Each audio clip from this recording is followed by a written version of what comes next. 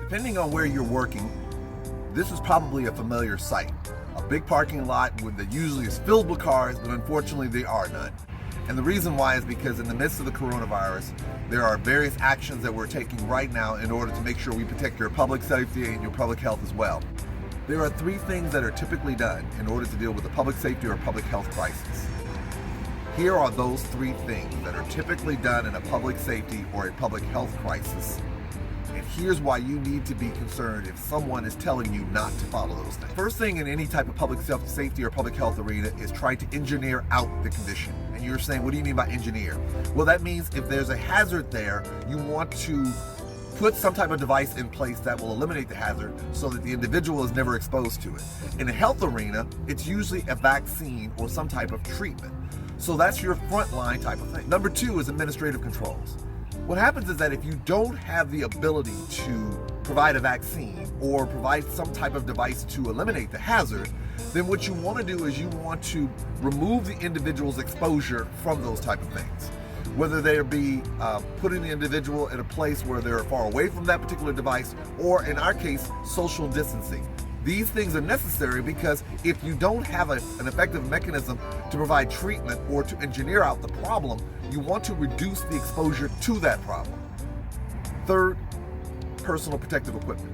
If you listen to how I'm doing these things, I'm breaking it down from the most desirable to the least desirable. Why am I saying the least desirable? Because what happens is that if you're now relying on something like a personal protective equipment, what you're basically done is saying, I can't reduce the amount of exposure to you, so social distancing may not work. I don't have any treatment, so if you have to be exposed to it, here are some things that you're going to do.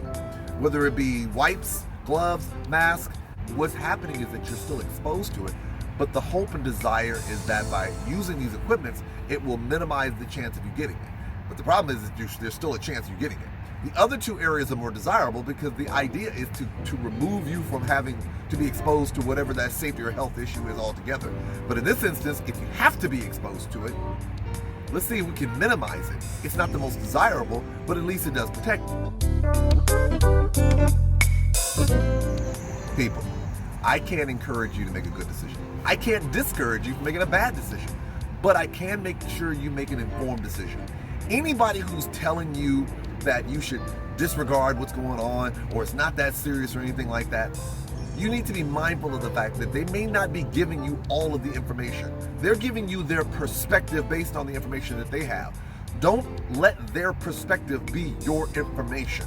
If you have all the information and you make your own independent decision that you are going to take a course of action, that is the more desirable result.